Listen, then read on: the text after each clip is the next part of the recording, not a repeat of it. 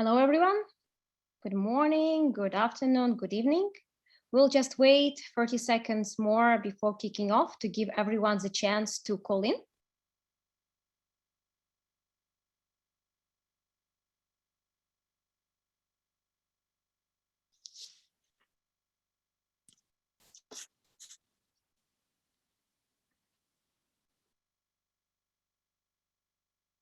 Okay, hello, everyone.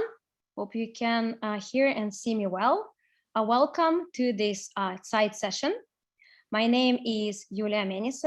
I'm VP at TDI Sustainability, a specialist business consultancy in supply chain risk management. We work with companies big and small in the luxury, electronics, automotive, and energy industries along the entire value chain from mine to market. Before we kick off this exciting panel, I would like to mention a few logistical and housekeeping rules. We aim to keep the session to 1.5 hours. All attendees are muted, but please feel free to use the Q&A box to raise your questions throughout the whole session. We will aim to answer as many questions as possible. We are recording this session, so we will also be sharing the recording afterwards with all attendees, as well as it will be published on our website.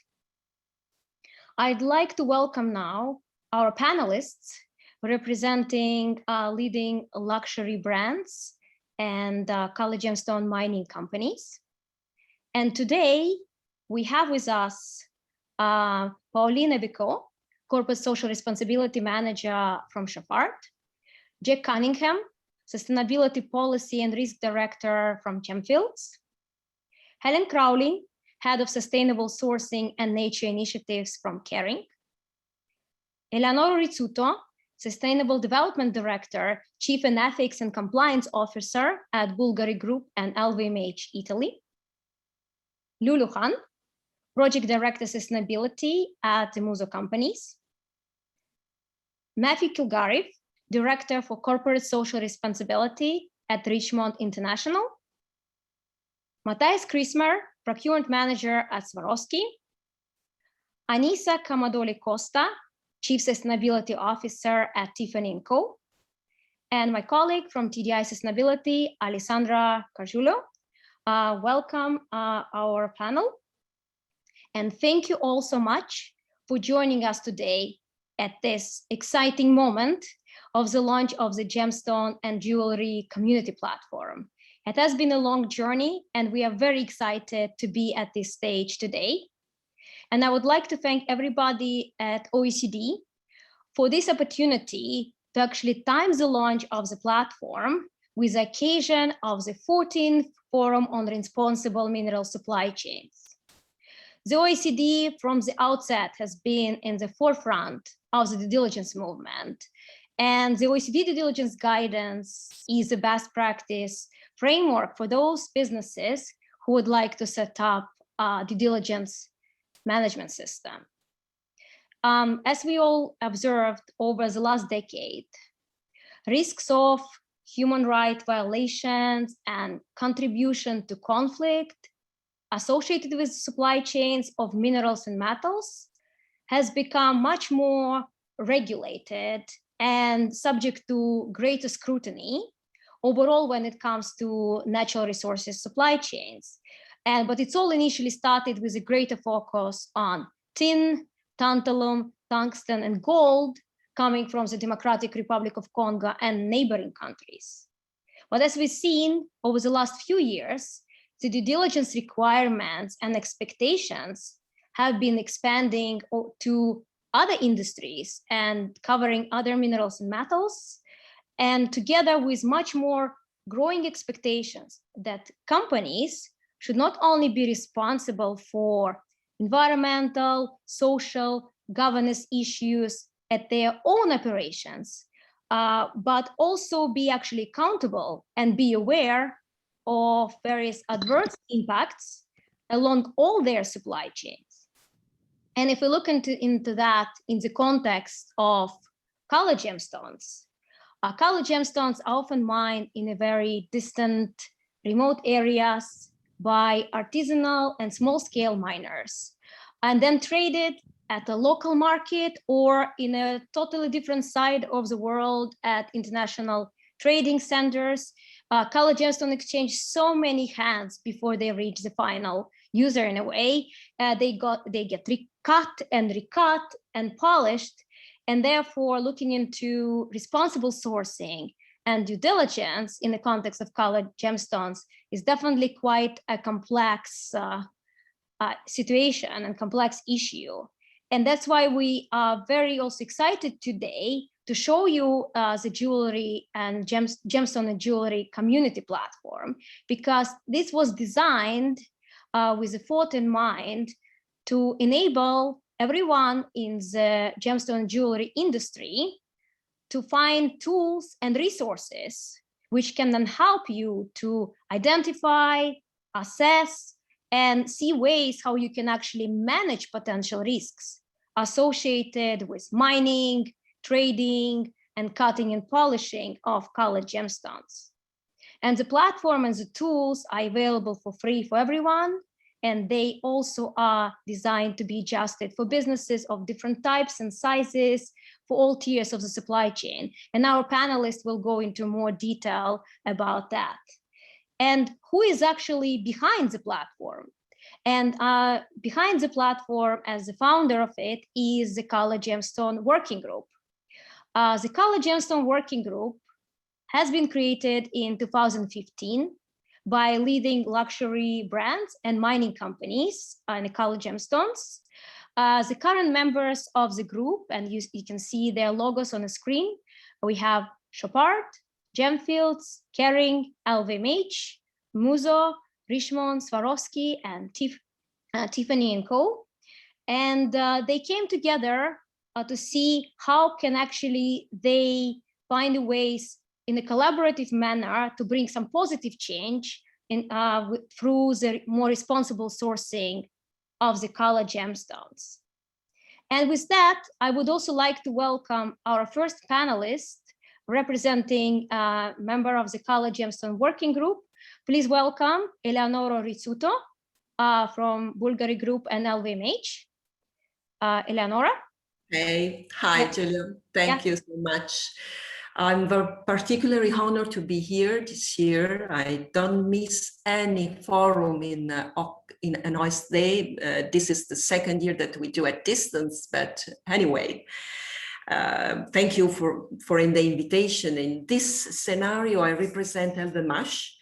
And as you see, I also work directly for Bulgari, and I'm particularly honored and thank you also to be in this platform. What does it mean for us to be part of this group? Well, this has been a very big importance, and you, Julia, has already underlined the great message to be together. That means that when we started, and LVMH is one of the first component of this group in 2015, we had another word. Now we have another word. So in 5 years, we had a revolution in our vision also. And I have to say that this big work done around a very, challenging matter, that is the color gemstone ethic path, to be traced by big groups, but also to be shared by a complete platform of suppliers, stakeholders, and we'll see the importance of that, has started by asking themselves, why are we here? And the answer that everybody could give to each other at that time is because together we are a force. We can do something that can dramatically change the whole industry. And that was the answer that encouraged us to be, a little bit alone.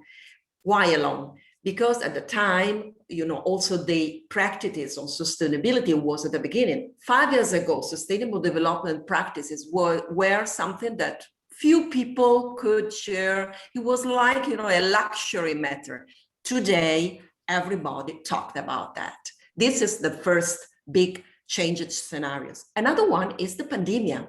We have not to forget it, because in this challenging year, 2020, we'll see what we did as a group, but I'm sure also our friends that are around this virtual table did on this subjects. And what this has changed and reinforces is that our journey, this continuous improvement journey, okay, because sustainability is not the perfect word, but we are working piece by piece, day by piece to a perfect word, but it's reachable by a lot of efforts. Now we don't have, you know, to answer to a question. We live in the situation where one problem is one word. That means that if I have a problem with the gemstones in one part of the world, this is the exactly thing that they have the opposite side of the world, because we learn that we have to be all together. And LVMH improved this and try to push in this direction since the beginning. And Julia, you can testify, to promote an everlasting, a continuing collaboration across the industry players. And does it mean not only among our colleagues that are here, but also to foster a continued dialogue with the stakeholders, which are NGOs, associations, public sector, governments. This is particularly important because color gemstones and the word around that is composed by governments, by different political scenarios. And what is important for us is to reach agreements with them in order to do better things, ethics things, whenever we are moving from India to the South American to other place in the world. And this can be seen as a simpler way. When we are in the practical, we find a lot of problems. So this platform that today TDI is launching, is promoting, is the first important step towards an awareness to be shared among all stakeholders, because it is something that gets the approval of everybody around one concept, that we need robust methodologies that can prove that we are doing good things. What does it mean to have methodologies? This is another characteristic of the MASH group since the beginning. I joined the group in 2012, and I have to say that in this 8th year, there are done a lot of steps forward. We have been supported by the top management to do this. So these methodologies are running using what we have already available. So if we look at the industry, we have a certification word. And I can talk that in the group, we are all RGC certified. RGC is the responsible jewel committee that at council, that is the non-profit global worldwide association who can make a responsible path given to the mean of certification to the members. And we have been Code of Practice certified, Chain of Custody certified. So what does it mean? That we start by looking inside our organization, and we use these models to do the same thing around our world of suppliers.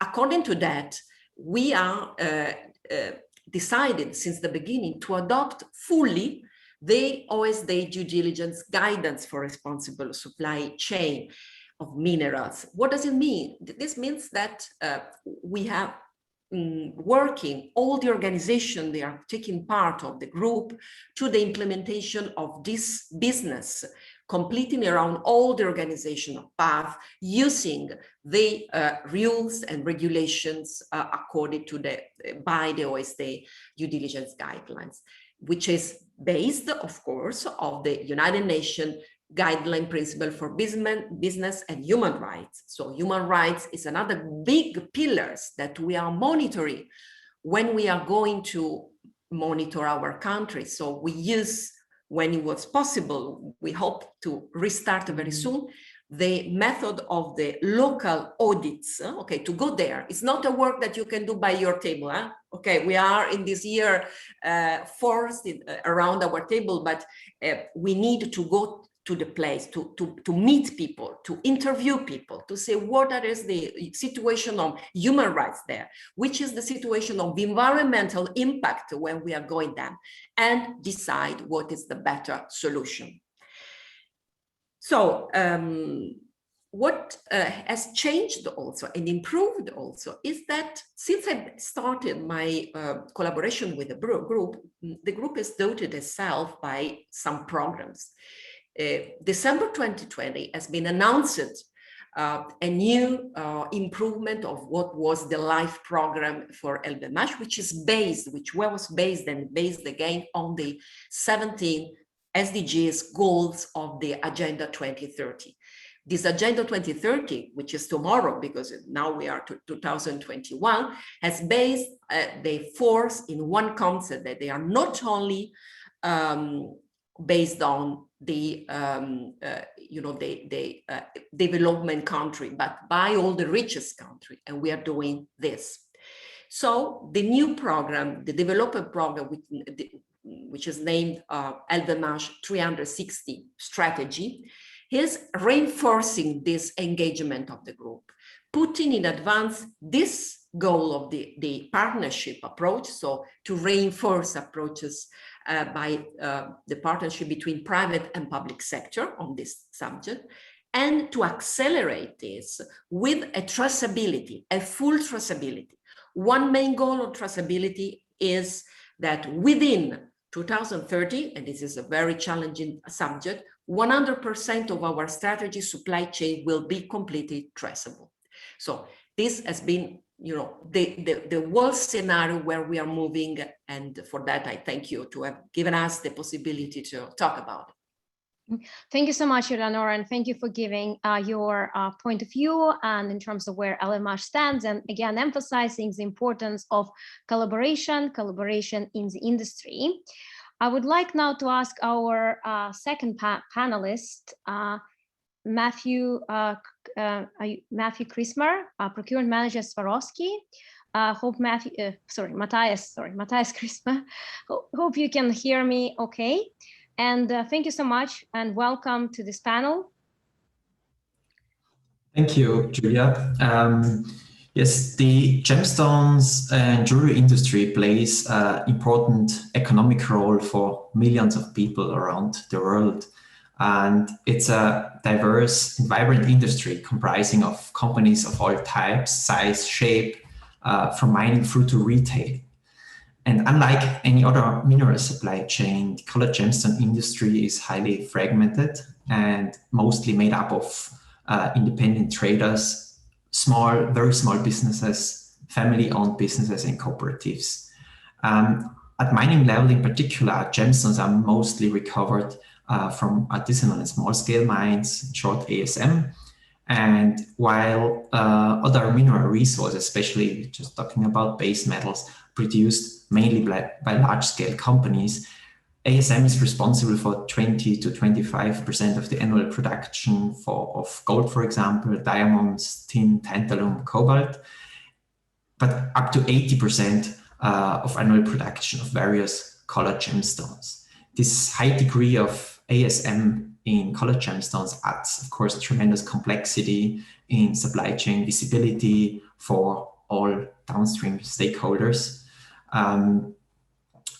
With a few exceptions, ASM plays an important role in least developed and developing countries. However, many countries do not even have a legal framework, and such operations are often also informal and not registered. ASM remains both chance and a treat for individuals, communities, society and ecosystems in the light of conflicts, human rights, labor conditions, health and safety, environmental degradation, wildlife and water pollution. On one hand side, ASM is of course increasingly recognized as a potential route out of poverty for disadvantaged communities, often enables people to earn additional income, provides a source of livelihood along with other activities such as subsistence agriculture, which is often in connection with artisanal and small-scale mining activities.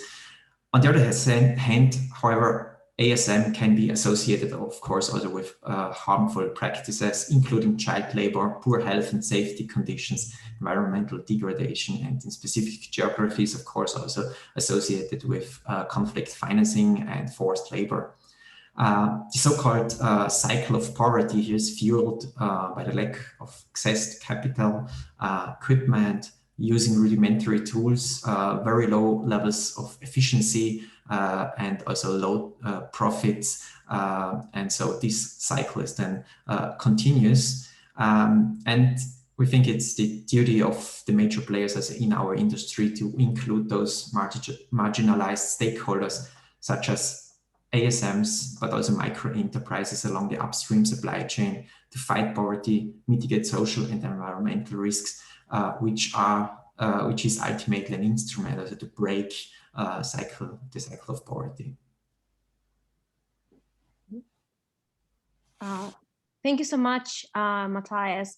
So I think one I want to emphasize, and thank you for sharing your view on that, is obviously color gemstone industry, as we know, is an industry which has long-lasting traditions. It's based on culture of trust, and trust based on handshake. And what's also very importantly is a source of a livelihood to many people involved there. Obviously, there are some challenges associated with the industry. And I would like our next panelist to talk a bit more about what he thinks about the key challenges and what we can do collectively to actually respond to them. So I will invite now our next panelist, Matthew Kilgarriff, Director of Corporate Social Responsibility from Richemont. Matthew, welcome. Thank you so much, Julia. The colored gemstones industry is a fascinating one. It's sometimes hard to believe how gemstones are recovered all around the world until you see them with your own eyes. And for this reason, it's important to support artisanal mining communities to provide the tools and the resources that they need to improve practices. But working with artisanal communities is not enough. The gemstones industry, as we've heard from the other speakers and from you, is a complex one with so many intermediate and intermediary traders that just intensifies that complexity. Gemstone training occurs at each stage of the production cycle, and because trading happens, training needs to happen. Local and international, linking all of those colored gemstone stages together is a challenge. And for example, take Thailand. 70% of sapphires and 90% of rubies are traded through Thailand. They finish up in boutiques all over the world, but they pass through Thailand. And this means that we need to work with that whole supply chain in a very collaborative spirit if we're to really make serious progress. And what does Richemont have to say about all of those observations? Well, we believe in the power of collaboration to tackle these challenges. Richemont, Cartier, and Van Cleef & Arpels, as well as other actors in the industry, co-founded this working group to tackle those challenges. And we're pleased with the progress. As Eleonora mentioned, the Responsible Jewellery Council added to its long-standing code of practices rubies, sapphires, and emeralds just 2 years ago, and that provides a key research resource for all of us to use and for many of our suppliers to become certified. So our goal is to encourage all of those complex intermediary suppliers and actors in our value chain to join the community, start using the platform, and leverage its tools.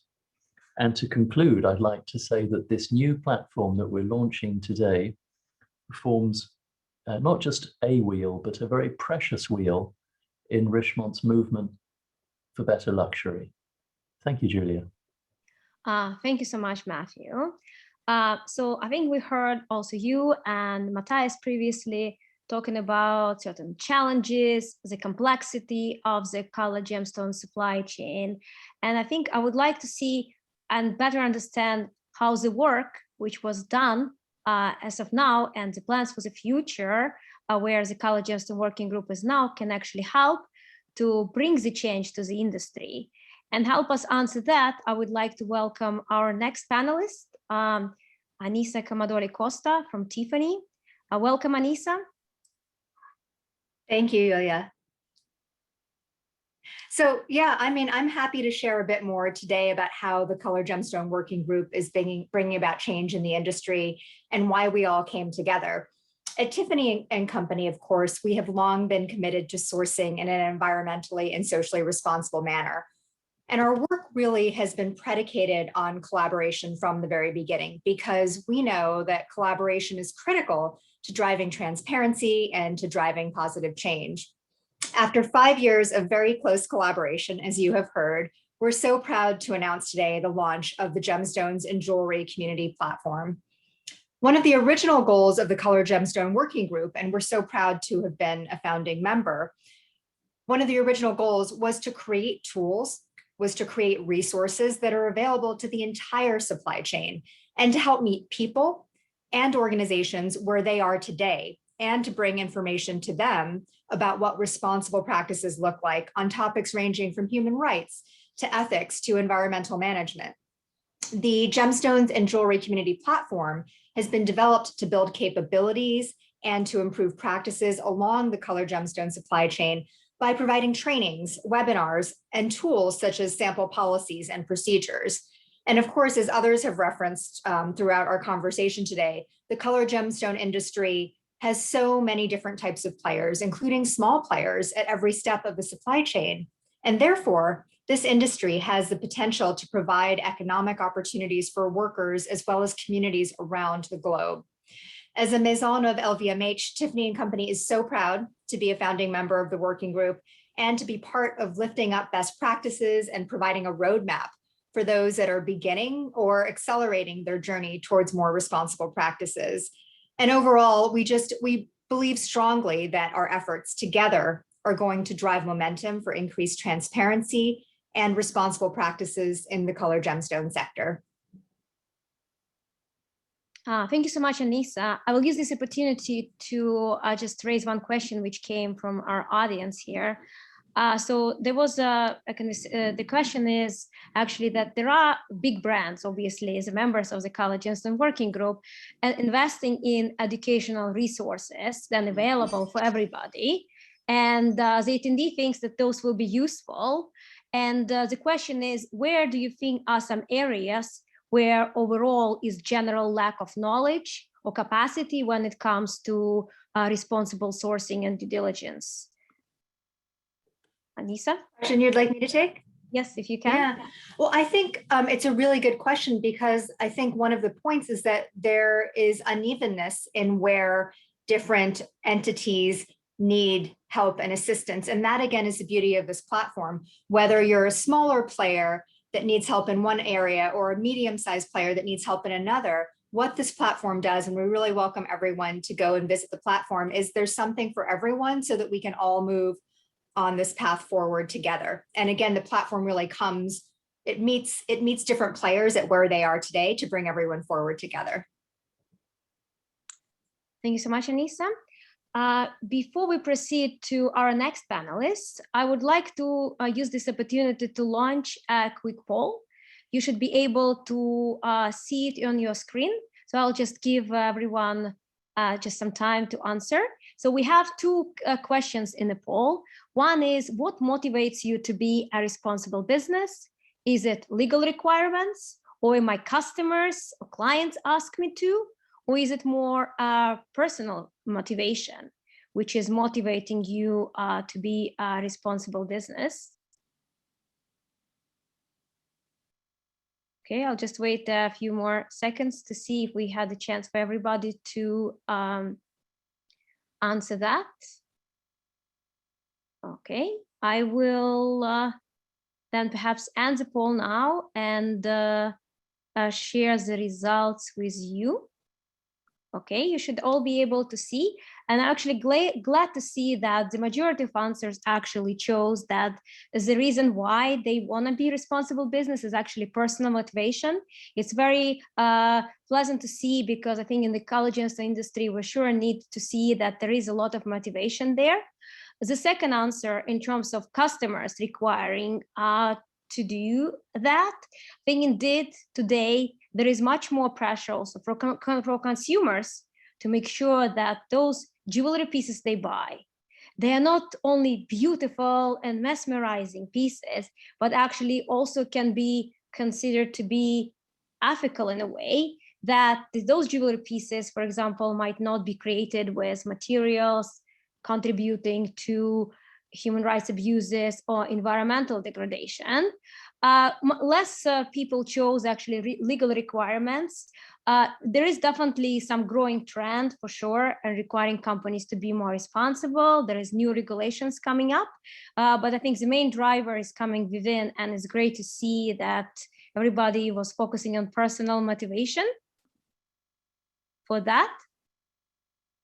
Thank you so much. And I will see, because we are supposed to have the second poll, but for some reason I can't see another poll.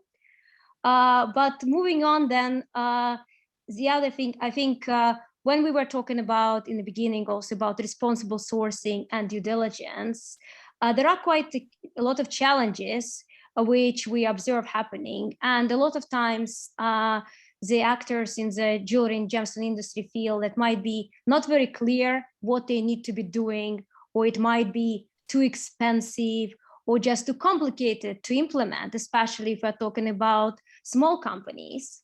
And therefore, we really are excited to talk about and show you the Gemstone and Jewelry Community Platform, hoping that the platform will help you to overcome at least some of those challenges.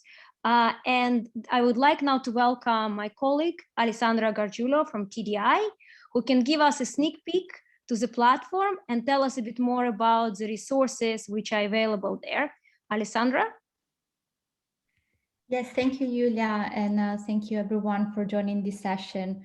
I'm very happy to show you now a little sneak peek of the platform. After Anisa talked about it so beautifully, we thought it'd be nice for you to see what is this platform that we keep talking about. So the platform is centered around a learning and an implementation path. The purpose of the platform is really to provide businesses with the resources and tools they need to, first of all, learn more about key sustainability areas that are relevant for the jewelry industry. Second of all, to learn more about what are stakeholder expectations around those topics. How do stakeholders believe that businesses should act when it comes to areas of environment, human rights, and so on. And third, to how businesses have the tools they need to actually implement the good practices they learn about in the platform within their business. So the platform is centered around 10 modules that cover key areas of sustainability, from business ethics and integrity to responsible supply chains, human rights, labor rights, health and safety, environmental protection, community development, product transparency, and so on and so forth.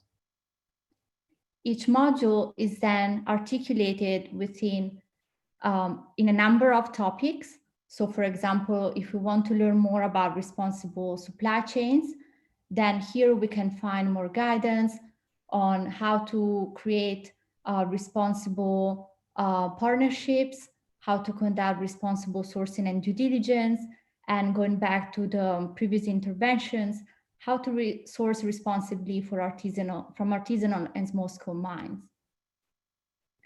Within each topic, you will be able to find learning material, including guidance documents, which tell you a bit more about the topic at stake.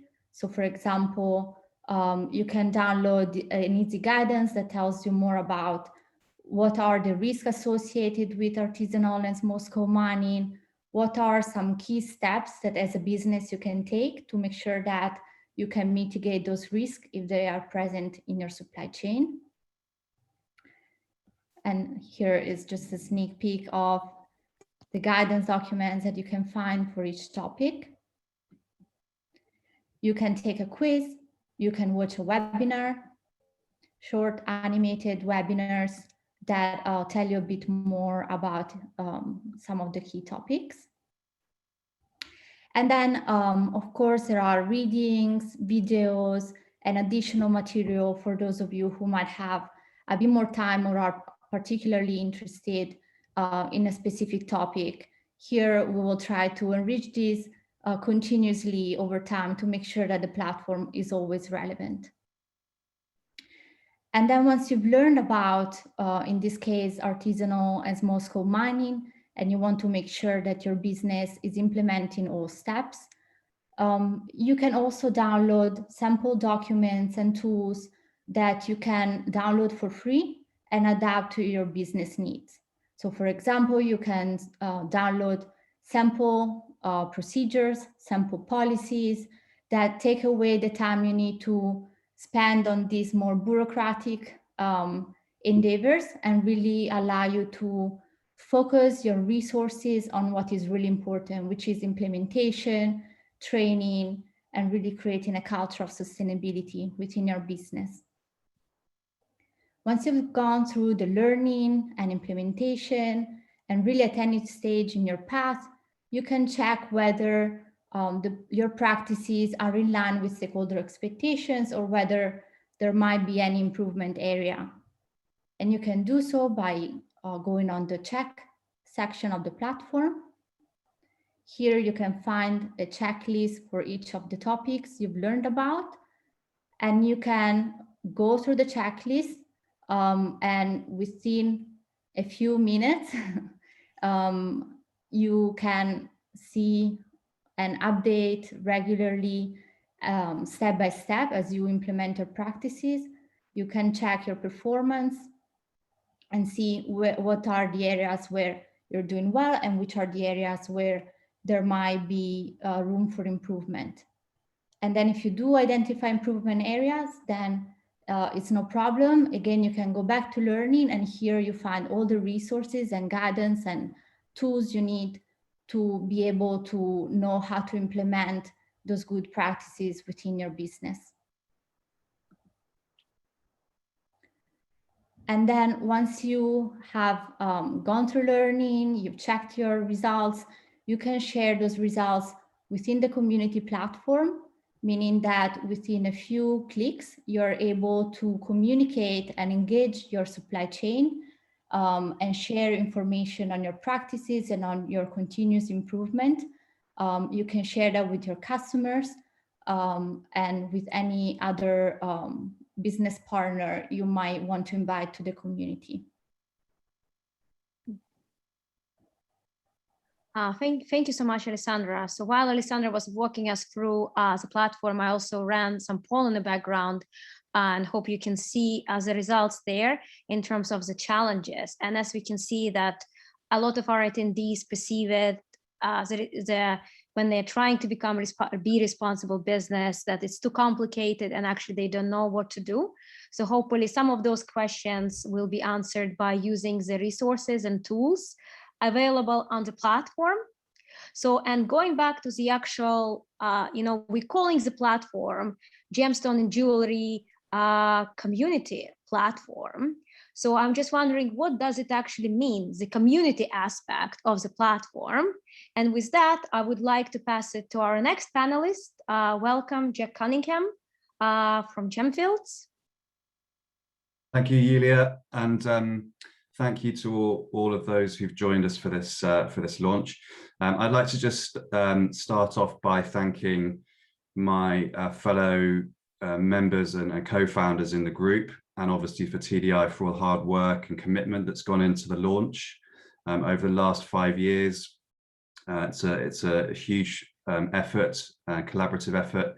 And also I'd like to give thanks to Gemfields' own auction customers who behind the scenes in the early days in 2016 participated in supply chain audits, which fed into the development of many of the tools and resources that are now going to be made available through the platform.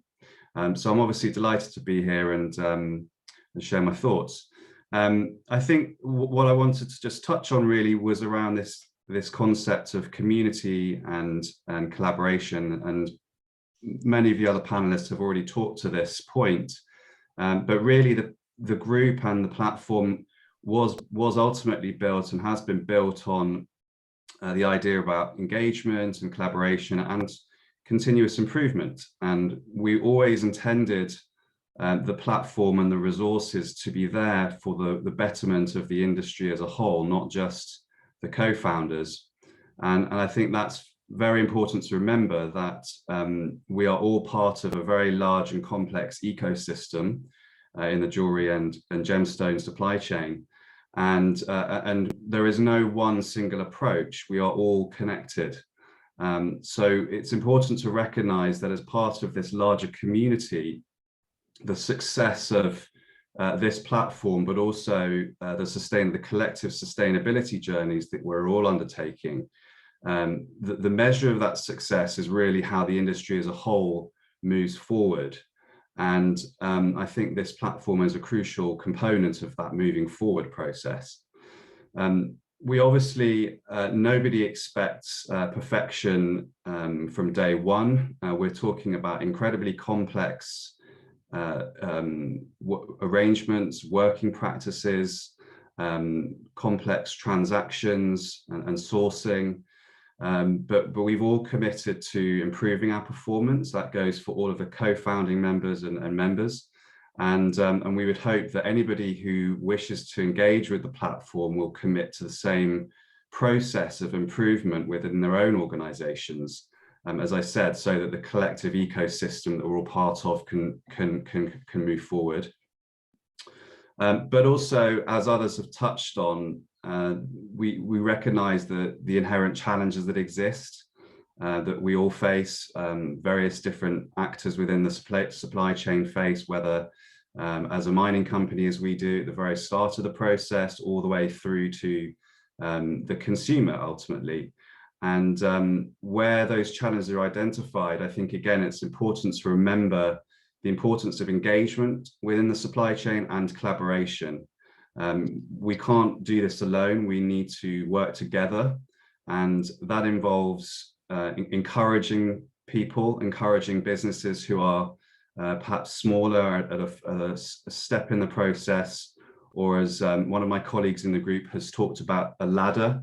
You know, others will be further down that ladder than others. So it's important to encourage and remind participants in the ecosystem that the sustainability journey is important and needs to be taken slowly and carefully. And I really think that this platform is a wonderful opportunity for everybody who wants to undertake better and more responsible business practices, can utilize and really start to make a change. Thank you, Julia. Thank you so much, Jack. I will also use it an opportunity to answer some of the questions which were coming in. I think one of the important ones is that the way we designed the platform was also taking into account that there are businesses involved in the industry of different sizes and different activities involved in mining, or they might be in cutting and polishing or trading when it comes to color gemstones. So the various resources and the questions and what we could see when my colleague Alessandra was doing a sneak peek into the platform, adjusted depending on where you are in the supply chain, what is your size and organizational capacity. So the platform also takes that into account. And another important point I want to bring up here, and it's, I think, reflects also what our panelists were talking about, the importance again of collaboration. From the outset, you know, the group did not set up to create another standard or another type of framework. We are focusing on creating an learning and enabling platform for everybody in the industry, available for free. And we are looking to see where are different potential overlaps to help the users who might be subject to various requirements asked by their customers due to regulatory requirements or to other existing voluntary standards. And therefore, we also kept that into account when we were designing the platform, and where we saw the potential and direct correlation, we also reflected it in the platform and how the resources are appearing there. One of the examples, obviously, there is, some of our panelists talked about the RJC and Code of Practices, which expanded its scope to include color gemstones, to make sure that for those who are using the platform as means for them to prepare for RJC certification, that they can see clear correlation with the existing provisions of the Code of Practices. So what Alessandra is showing on the screen, we do put this type of connection and links to make sure that the users can see and help them better navigate in the maze of voluntary standards. Because if we just look now in how many various voluntary standard scenes in the world, all different industries, I think we're easily 500 plus. And it's not that easy to navigate that. Really, we can easily say it, a maze of voluntary standards. With that, I would like to also ask our next panelist to talk a bit more about what can actually companies can more practically do when they're working towards implementing responsible sourcing practices and due diligence. And I would like to welcome Paulina Vico from Chopard. Welcome, Pauline. Thank you, Julia. Very excited to be here. Well, a couple of years ago, this responsible sourcing movement has shifted its gaze from diamonds, gold, and conflict minerals to colored gemstones, and the luxury brands are increasingly aware of these potential impacts associated with the extraction and trade of gold gemstones. So it's very important, of course, for us as an industry to try to mitigate these impacts and to implement right tools, for this purpose. So we are indeed pressured by customers who want to know not only about the gold or diamonds origin, but also where the gemstones are coming from. And so actually it's not only the pressure, from the final customers, but also from multiple stakeholders, such as retailers, NGOs, standard setting organizations. We talked about RJC. So all these stakeholders expect today really more transparency and traceability of materials origin, and that gemstones producers as well meet ever more stringent standards.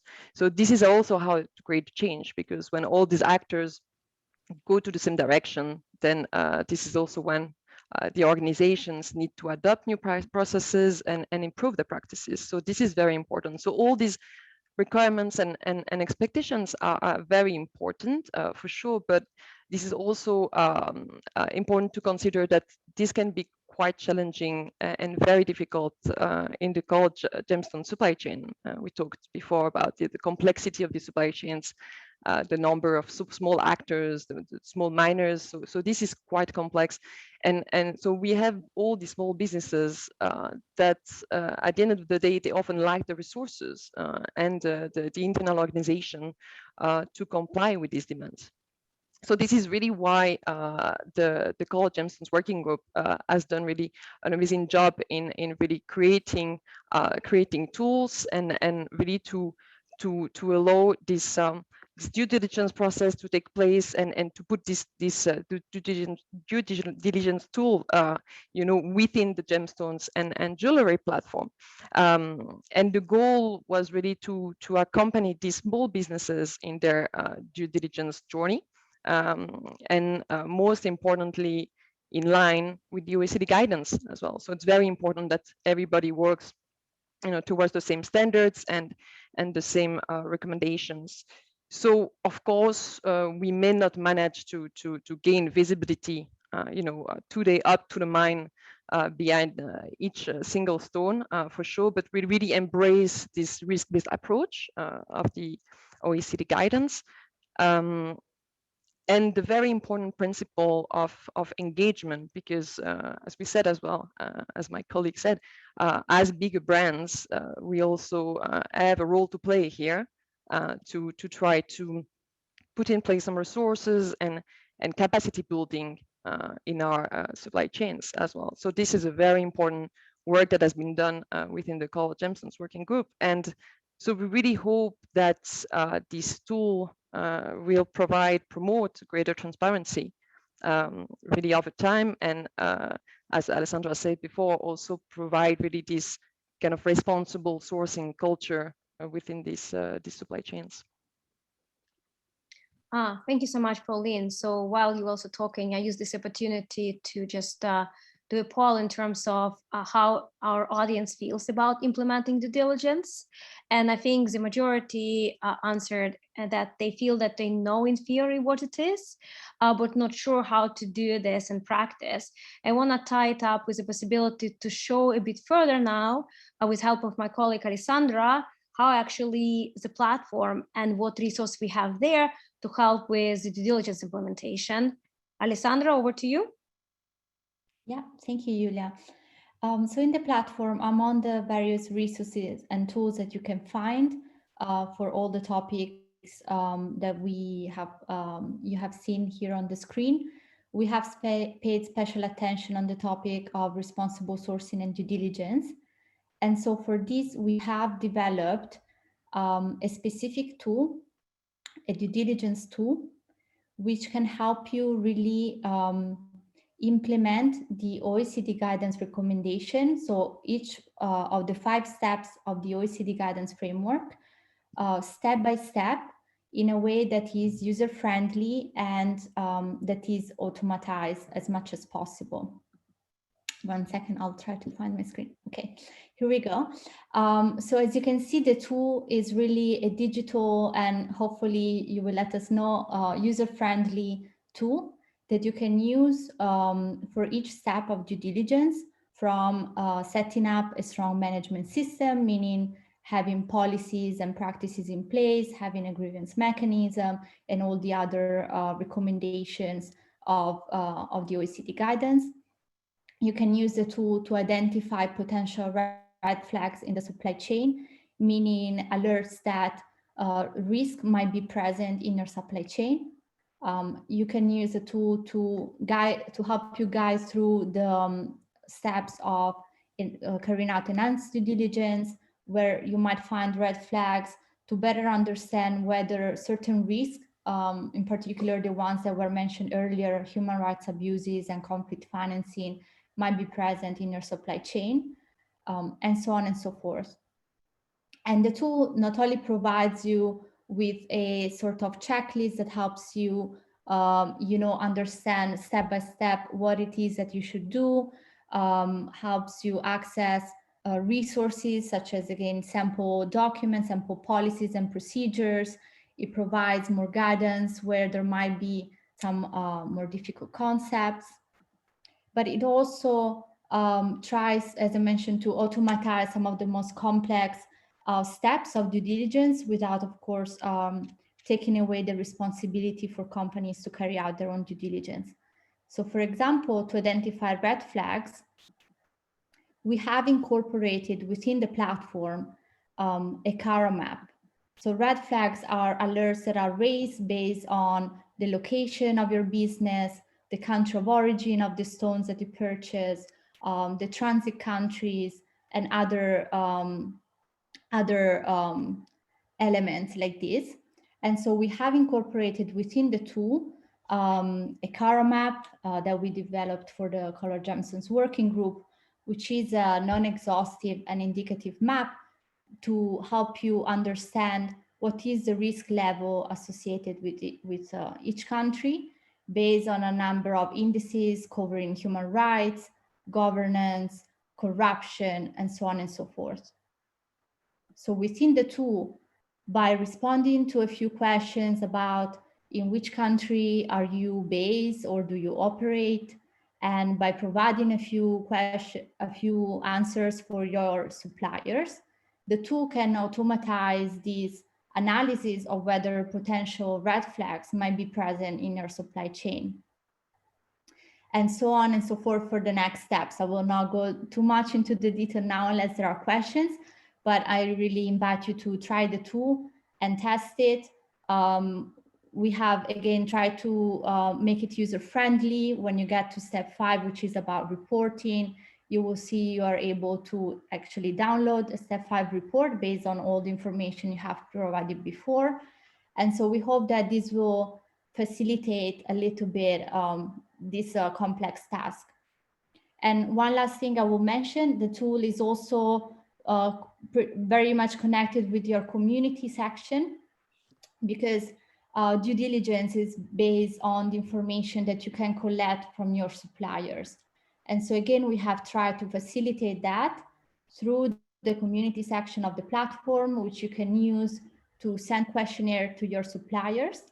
And this will, we hope, help you create a stronger collaboration with your suppliers and help you have all the information you need within one single platform, and then be able to monitor the performance, not only of your own company, but also of your supply chain within one central community platform.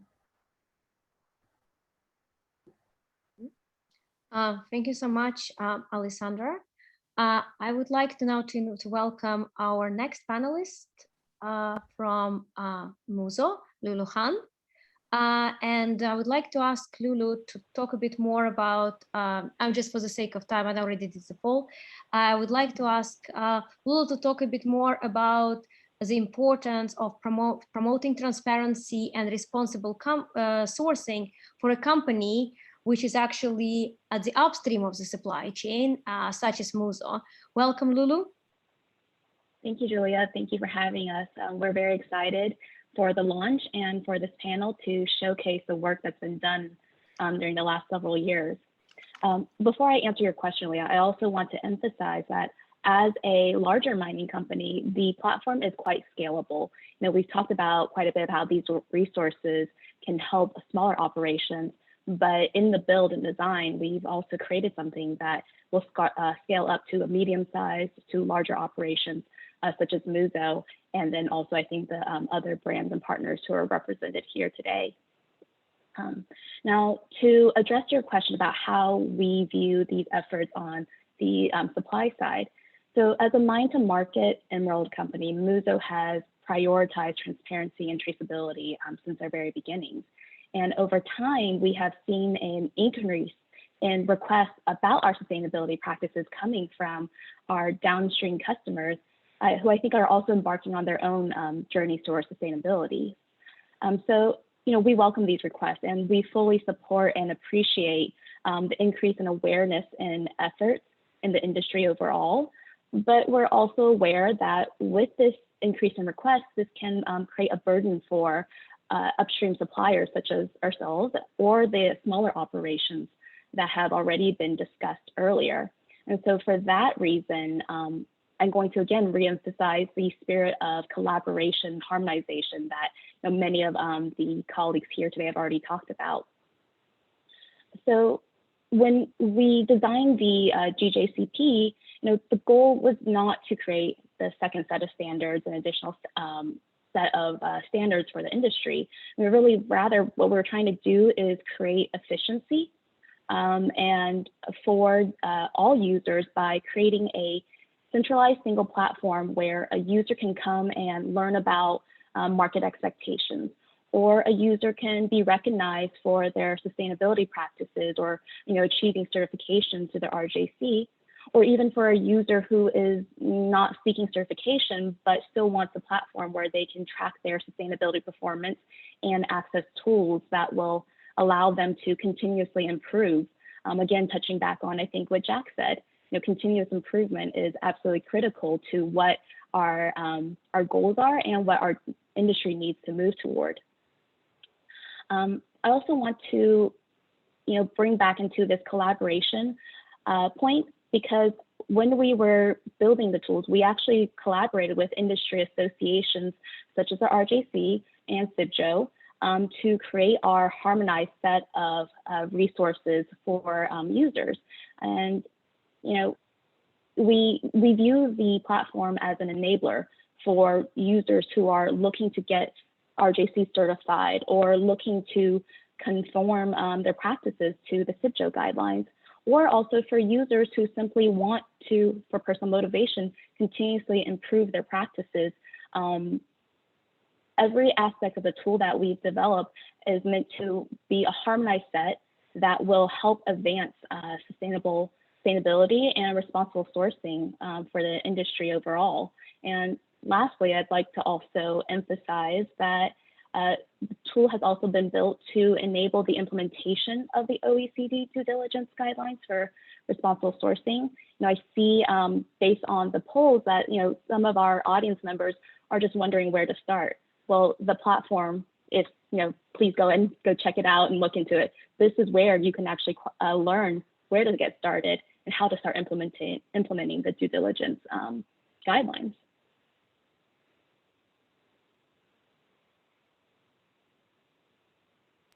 Thank you so much, Lulu, for sharing this and also the view and how Muzo sees this. I wanted to use this opportunity also to ask one question also coming from the audience. There is a question with regards to, can the platform be used more like for my own company, or should I actually use it more for my suppliers, or both? Is this something which you feel comfortable commenting on? Yes, absolutely. So I would say this is something that both sides should absolutely use. And we have developed the platform so that it can be from the entire supply chain. So as a user who, if you are a customer and buying, you can encourage your suppliers to use the platform. So that way you can actually see their progress. The suppliers will also have the resources that I've mentioned to figure out where to start if they need that kind of assistance. And then as a user, you can see the information that's being shared to you. And then I think ultimately going back to the supplier side, they can also take this and figure out what they need to do next and how else they want to promote their own sustainability and responsible sourcing practices internally to advance their own operations. Thank you so much, Lulu. And I would like now to invite our next panelist, Helen Crowley, Head of Sustainable Sourcing and Age Initiatives at Kering. Welcome, Helen. Thank you. Hello, everybody. Great to be here. This is the biggest panel of brands I've ever been on, which is really fantastic. I mean, it really, and everybody has said this, but I am going to echo, first of all, the thanks to everybody, because we've worked together over the last 5 or 6 years and with TDI and the brands and everyone. It really is an impressive initiative. And I can say that because I work across many different supply chains.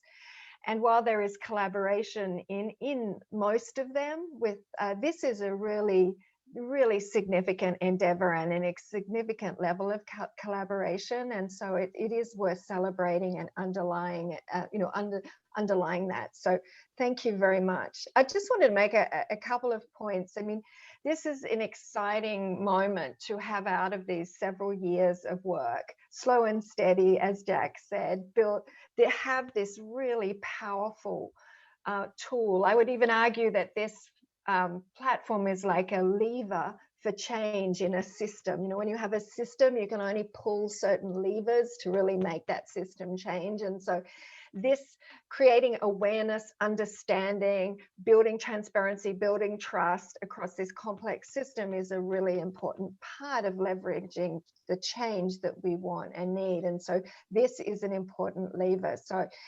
congratulations to everybody who has done so much. So, I mean, I think it aligns, as others have said, this really is very helpful for each of our brands, for each of our companies to meet our own sustainability goals. And Kering has some pretty ambitious goals by 2025, but we can't as individual companies really achieve that without sort of the rising tide bringing up all ships, without this sort of system level shift and transformation. So it's a great example also of how more broadly in sustainability and across other supply chains we make that that transformation happens. So we've built this, over these years, we've built this terrific, robust framework for action, you know, this lever that's ready to get pulled to make change happen.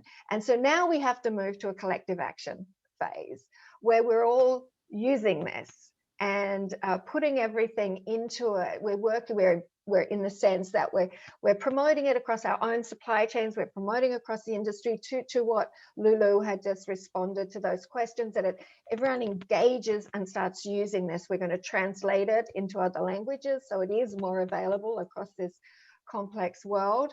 But it's really up to all of us, not just who are the panelists, but all of us in this sector, to use this to give feedback so we can adaptively manage this, so we know that we're responding to the needs out there, and to really sort of promote it and to start using this as the instrument, the lever of change that we need. Because while we've gone slow and steady in building this terrific foundation, we're all fully aware that there's sort of an urgency to environmental and social actions that we have. And if we want to get to that safe and just operating space for humanity that we're aiming for in the next 5 to 10 years, and this is just a small piece of it, but an important piece of it, we need to start acting. So it's all on us now to engage in this platform and to use it, to learn from it, to build on the relationships and the community that we build through it, and to start acting for the change that will all help us environmentally and socially across this industry and beyond. So thank you very much for giving me a moment to speak, and thanks again to all of you, and congratulations.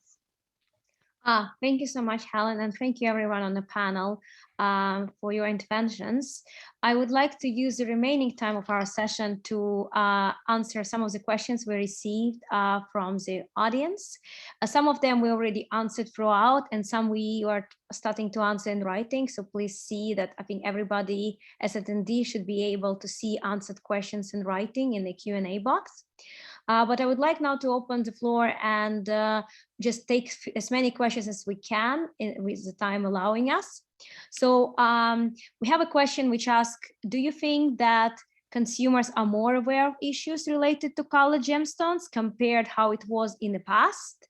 And do you think it's really true that millennials are more conscious consumers? Who from the panel would like to answer this one? Julia, I'm happy to take this question. Mm-hmm. I think that what we're seeing in short is that consumers in general are more educated and care more about a variety of issues. And so to me, that of course includes colored gemstones. And I think that while initially, of course, we were hearing a lot about millennials in particular, I think that that is not the only constituency and stakeholder that, again, cares about this area. So what is really fantastic is that there's a broadening, but also a deepening of expectation, interest, education on a variety of issues in a variety of spaces, right? Environmental and social in this industry and other industries. And I believe that we're only going to see that continue. Thank you so much, Anissa, for this. We talked in the beginning also of the panel, and we had a few panelists talking specifically about potential challenges associated with colored gemstone industry and sourcing, and particularly sourcing from artisanal and small scale mines. So we have a question from the audience in terms of, are we then saying that we should not stop sourcing from ISM, even though there are a lot of risks? Does anybody from the panel would like to take this? Yeah, I can take this. So thank you for this question. So I think there is not the question about not sourcing, but from ASM for sure. ASM contribute, if you have seen in this panel discussion, also a lot to the industry. They contribute with also a lot of material they supply to the industry. I think it's more about how we source from artisanal and small scale miners. And this is actually what the industry needs to change to really include those miners and these activities also in their view of their supply chains. So I say definitely, so we should source from artisanal and small scale mining, but we should have the right processes to really manage those risks. Thank you so much, Matthias.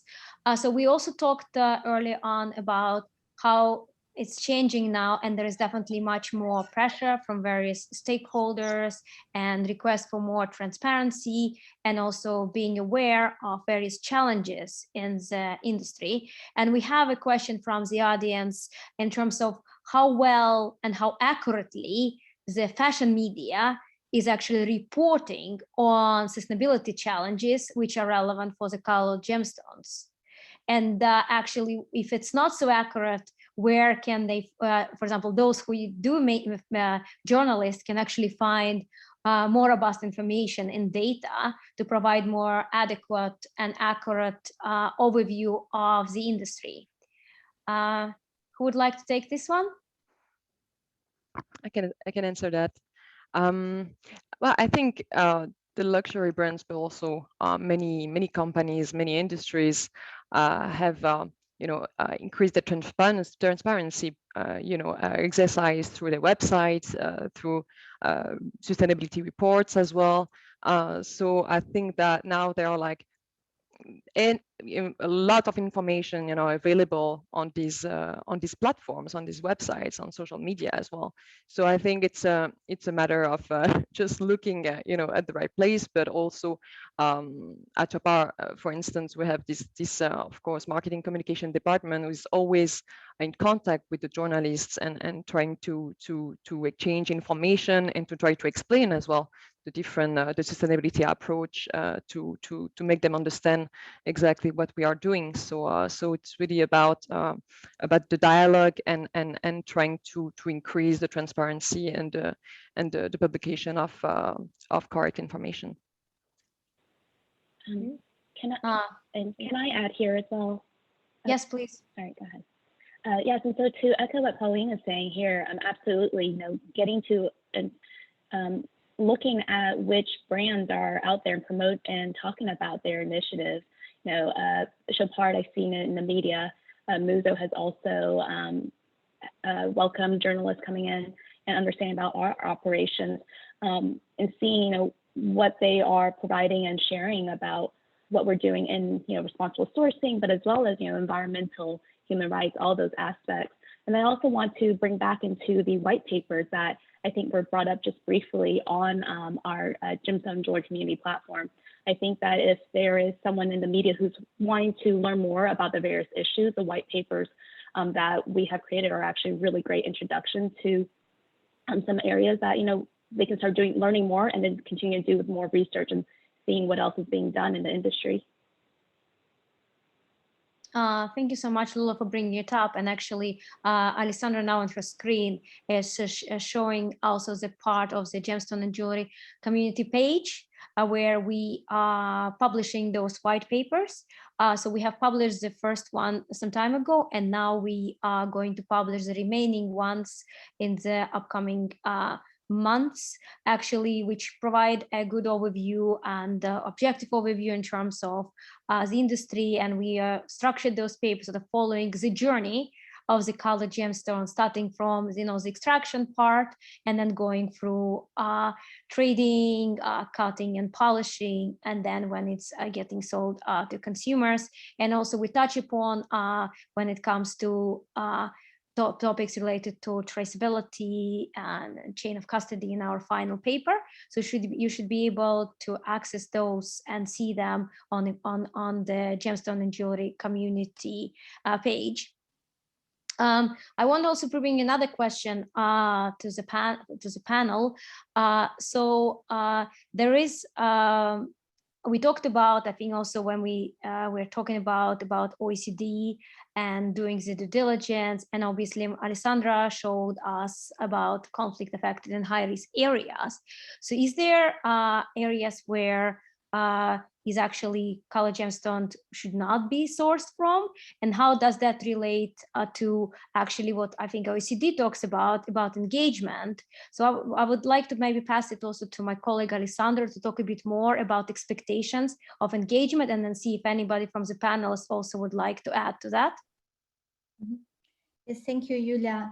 As briefly mentioned earlier, the OECD guidance is really focused on the principle of engagement, and this is something that I think everyone here at the Color Gemstones Working Group also embrace, and this is what we try to reflect within the platform. The goal of the OECD due diligence guidance, and really of the most recent regulations as well that have come into place when it comes to due diligence, is no longer to avoid risk by stopping to source from a specific country, but is really to better understand what are those risks and how to manage those risks. Because as mentioned before also by Matthias, these communities that are involved in the color gemstones industry very much depend on color gemstones for their livelihood. So if we stop sourcing from, for example, an artisanal or small-scale mining community where we might identify some risk, we're not really improving the life of those people who are involved in mining. What we need to do is really understand what those risks are, and help the community or help the supplier that we have identified to be connected with those risks, help build capacity and manage those risks. Thank you so much. Would anybody from the panel would like to add to this? I can add something, Julia.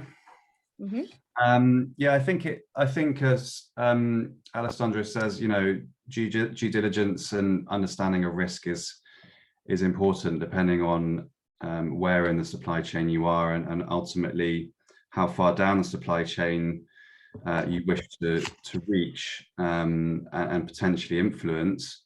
And look, I think in this sector it's clear, and Alessandro's map earlier showed the majority of countries in which color gemstones are found are in areas that are relatively high risk.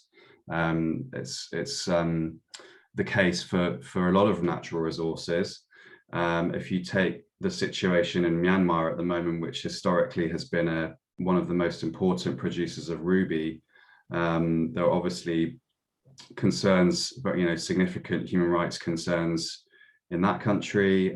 Even within the country that we have operations in Mozambique, there are significant risks associated with an insurgency that is occurring there. So due diligence and the use of the platform in order to help understand risk is very important, and is really, there's no right or wrong of due diligence and risk acceptance. It's just about learning and making decisions based on the level of risk that you as a supply chain actor are willing to take. And obviously this platform is designed to help shed some light and help make those decisions a bit more easy. Thank you so much. We do have a bit more like practical type of question, asking if any of the panelists would like to share their experience in actually implementing a responsible sourcing, and how was your experience working with suppliers. So the attendees mentioning that they're just starting on the path and they find it very difficult because they're obviously a small business to actually engage the suppliers. So would anybody like to share some examples of their work or engagement with suppliers? Julia? Yes. I'm happy to answer, not for the platform, which is of course newborn today, but an example is working with our suppliers around the Responsible Jewellery Council standards. And at Richemont, we first of all got ourselves certified, and then we showed the work that we had done to our first tier suppliers and spent time with them, explaining why we thought it was worthwhile and assisting them to use the tools that were available. So the outcome has been very helpful. It's helped us to have a more secure and a better understanding of our supply chain and our supply chain risks and work with those risks. But it's also helped our suppliers to better understand themselves and reach new markets, because they now have a trusted halo around themselves and eventually around their products. So that was done for gold and diamonds. And then this new platform is for the colored gemstones. It's the next chapter. And as Helen Crowley said earlier, for Kering, this represents a lever, a system lever, which is quite rare to see that. And so we're hoping that the same experience that we've had with the Responsible Jewellery Council system will be possible with the new platform. Thank you, Julia. Thank you so much, Matthew. Does anybody would like anything to add to this? Or I will move on to the next question. I could maybe add maybe something to the second part of the question, or second line, which is basically also the size of the business, and which is, of course, for the smaller the size of the business, the harder it is also to engage with suppliers. And especially, so this is what we experienced, the smaller your impact, of course, in with the supplier is, the harder it will be to get things going. And especially when we're talking then to walk up the supply chain to tier 2, tier 3, for example, then of course it needs a lot of hard work and a lot of time to really get things going and improve things. Yeah. Thank you so much. We also have a question in terms of overlap of the platform resources and tools when it comes to other jewelry materials, for example, diamonds and precious metals. So I will ask maybe Alessandra to comment on that. Yes, thank you, Julia. So most of the topics that are available in the platform could cover not just gemstones, but other minerals as well when it comes to business ethics and integrity, or certain aspects related to human rights and labor rights. Those will be applicable to really any material, to any business interested in advancing their practices within these areas. When it comes to responsible sourcing and due diligence, we have made it a specific point to make sure that we include gold and diamonds and other precious and silver and other precious metals within the tool. So if you are a business working with gold, for example, then within the due diligence tool, we have integrated the recommendations that have been made by the OECD guidance specifically for gold, which are included in the so-called gold supplement. And so when you will register in the platform, you will be asked a few questions about your business, including what materials you use. And then the due diligence tool will adapt based on that, and will show you specific requirements, specific points that are relevant for gold or precious minerals, precious metals, and diamonds. Thank you so much.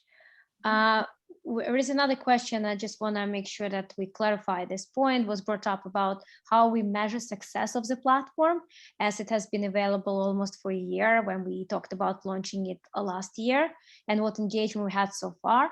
I just want to use this opportunity to clarify that we were initially planning the launch of the platform earlier, but then it was postponed due to a situation with COVID. So we launched only the public website, but the official launch of the platform is actually today, and that's the key day. From today, everyone is able to come and register on the platform and start using it. Prior to that, we only had a small group of beta testers just to see that all functionality works and there are no glitches. But only as of today, we're opening it fully to anybody who is interested to see the resources and tools. We will also put now in the chat the link where you can see where to go to actually register in the platform and create your profile, as well as the link for registration is available on the Gemstone and Jewellery community website. Hope that clarifies this question. Just seeing, I think we probably can take one more question. So they have been asked in terms of actually the users of the platform, what they will be able to communicate about their participation and their involvement on the platform. Would anybody from the panel would like to answer that?